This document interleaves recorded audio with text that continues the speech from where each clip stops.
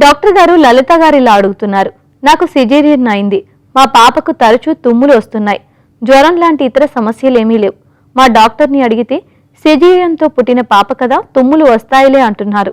సిజేరియన్కు పాప తుమ్ములకు సంబంధం ఏంటో అర్థం కావడం లేదు. సలహా ఇవ్వండి అని అడుగుతున్నారు. లలిత గారు, మీరు అనుకున్నట్టు సిజేరియన్ డెలివరీకి పిల్లల్లో తుమ్ములు రావడానికి ఎలాంటి రిలేషన్ లేదు.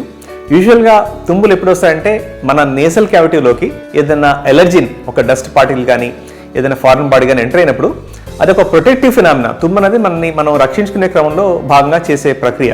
సో మన నోస్లో ఏదైనా ఎంటర్ అయినప్పుడు ఎలర్జిన్, అది డస్ట్ కానివచ్చు, ఏదైనా ఫ్రాగ్రెన్స్ కావచ్చు, స్మెల్ కావచ్చు, అప్పుడు మనం తుమ్ముతాం.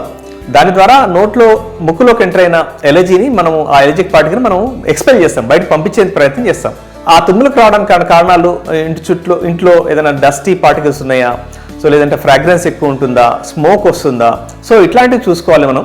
అంతేగాని సిజేరియన్ డెలివరీ ద్వారా ఏ పిల్లలకి తుమ్ములు రావడం అనేది కరెక్ట్ కాదు, దానికి రిలేషన్ లేదు. సో ఒక్కోసారి ప్రిమెచ్యూర్ బేబీస్కి వాళ్ళు ప్రిమెచ్యూర్గా పుట్టినప్పుడు సిజేరియన్ ద్వారా ప్రిమెచ్యూర్ బేబీస్ పుడితే ప్రిమెచ్యూరిటీ వల్ల లంగ్స్ మెచ్యూర్ కాకపోవడం వల్ల వాళ్ళకి ఆయాసం రావడం, తర్వాత మాటిమాటికి వీజింగ్ రావడం జరుగుతుంది. కానీ తుమ్ములు యూజువల్గా ఈ సిజేరియన్ ద్వారా పుట్టిన పిల్లలకు రావండి.